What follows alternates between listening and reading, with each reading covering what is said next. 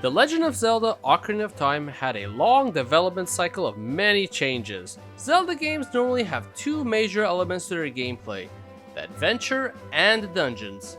Therefore, to perfect the transition of dungeons from 2D to 3D, many changes, experiments, and even entire dungeons were cut out throughout the development process. So today on Cut Content, we look at the cut dungeons of The Legend of Zelda Ocarina of Time. The first dungeon we'll be looking over is a beta dungeon that was leaked in the famous Giga Leak 2. Stitched and made playable thanks to the efforts of Dr.Disco, we have this dungeon in a fully playable state. This dungeon was originally known to exist throughout various screenshots and footage during the Zelda 64 development, and we'll be comparing the dungeon to those very shots. The dungeon starts off in a room with two doors, in a non-linear fashion. This mod also has Link looking more like his beta build too. Going to either of these hallways leads you to a hall with a fire keys roaming around. The one big point of interest here is this eerie statue with its tongue sticking out. As this is baked into the map, it likely was just meant for design purposes. However, entering the next door in either of these hallways leads you to the same next room, showing the path you pick wouldn't have mattered in the end, which is an odd choice considering any path in Zelda usually will have an extra purpose for itself. This shows how experimental this design was at this stage. This room is where we hit our first enemy, this Beta Stalfo. Normally this room wouldn't even have any enemies loaded, but because we have this old screenshot that shows that there was a Stalfo in here, he was loaded into this map too. The beta enemies from the leak didn't come with any of their own code unfortunately, so they have been mapped to their final game counterparts. So the beta Stalfo fights as he would in his final incarnation, as opposed to his brain dead design as seen in the old footage of this game. By looking further into this room, the biggest point of interest is this stone slab, which clearly has the L is real text from Super Mario 64 on it. Considering Zelda 64 was using a modified Mario 64 engine, textures like this appearing aren't a surprise. While you can't interact with it now, it's hard to say what it would have said.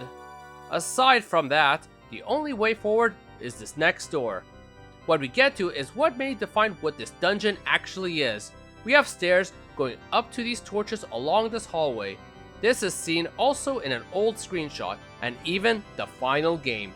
Yes, Ganon's tower has this exact hallway, but more polished. We'll get more on that fact later. Taking us now into this room, we have one beta golden iron knuckle. The iron knuckle is seen originally in this screenshot of the game, and the model was originally found with two shields, but was repaired to have a sword too for this segment. The room has an interesting varied design. There is this indented square in the middle, which makes me think there might have been a treasure chest here once you defeated the iron knuckle. And as well, there is this balcony area here. To get to the balcony area, you just need to take a right through another set of stairs, and nothing is here. But I also imagine a treasure chest might have appeared here too. But taking the left on that room, we are now at an outdoor stairway with what appears to be a beta floor master. Floor masters don't actually appear in any beta screenshots in this dungeon, but we do have them in another beta dungeon from what we can see here. But then we get to what is probably the strangest room in this dungeon, with a glow up area. The three enemies put here are just modified iron knuckles with a moblin's movement and AI. This is actually not from any beta concept. The glow up area is a big head scratcher however. It's too big for a treasure chest, and at most I think this might have just teleported you to another area. But then we get to the final area, which is one more outdoor stairway before leading up to the very top of the tower. So the question is, what was this dungeon even? And if the hint to those hallways looking a lot like the ones from Ganon's tower wasn't clear enough, myself and many others theorize this could have been the beta form of Ganon's tower. It contains everything from those halls, simple squarish rooms where you face off against enemies including iron knuckles and Stalfos, and this top area might have been where you would have faced off against Ganon in a climatic battle. But aside from the Giga leak, we had a leak of a debug ROM of Ocarina of Time many years ago. The ROM came with a few extra cut rooms in its data that clearly points to the existence of other dungeons that were cut. The first is this room with light pouring in from the window. The light effect in fact looks a lot like the one from Big Boo's Haunt from Super Mario 64. We see in a beta screenshot Stalfo's also being in this room, which with a patch we can somewhat recreate this part. But this is only one room, as we do have another screenshot from that era showing off more of that dungeon, and we know it's the same dungeon due to the floor patterns looking exactly the same too. But alas, we have another room within the Debug ROM that appears to be a boss room. We know it's a boss battle room too, with how it has a teleporter that transports you out like a normal boss battle would too. The beta screenshot of this room also shows a boss battle against a bigger Stalfo. If this dungeon is one based heavily around Stalfos, it's possible that this was in fact the boss room to that previous room I showed. Otherwise, the floor textures, while it is squared, doesn't have that colored pattern, but it might just be different because it's a boss room. Next, we have this bluish looking dungeon. We don't have it in a playable form, and at first glance, due to more Stalfos being there, it might look like it is more of that last dungeon. However, we know it's separate from the other dungeon because of its blue design that's rather prevalent. Some theorize that this might actually be a remake of the first dungeon of Zelda 1 even, because of its blue appearance and overload of Stalfo that appeared in the original dungeon. But the biggest eye catcher of this dungeon is that you can actually get the full Triforce in this dungeon, much as how in the original Zelda 1 dungeon led you to one piece of the Triforce. Hard to say why the Triforce was there in the first place, but it is possible that this dungeon was just made as a test, especially if this was the Zelda 1 remake of the first dungeon, and the Triforce being there was just possibly an end goal to test all this. However, going back to the Debug ROM, there is one more room of interest I want to show, and it's this very unique looking room. The textures are nothing like in the game, and kind of reminds me of the boss room of Majora's Mask's battle. If this was a boss room, nothing points to what it could have been for. Some think it could have been the beta room for Ganondorf, to the point where the whole Ganondorf boss battle was even modded into this room, and surprisingly fits in nicely too.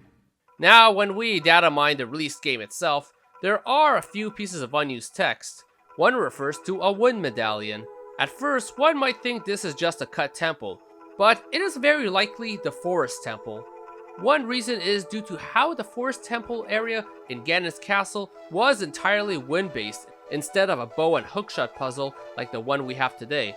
Therefore, it is possible that they changed the forest temple to not have its wind puzzles in the end and just use those wind puzzles for Ganon's castle and part of the Shadow Temple.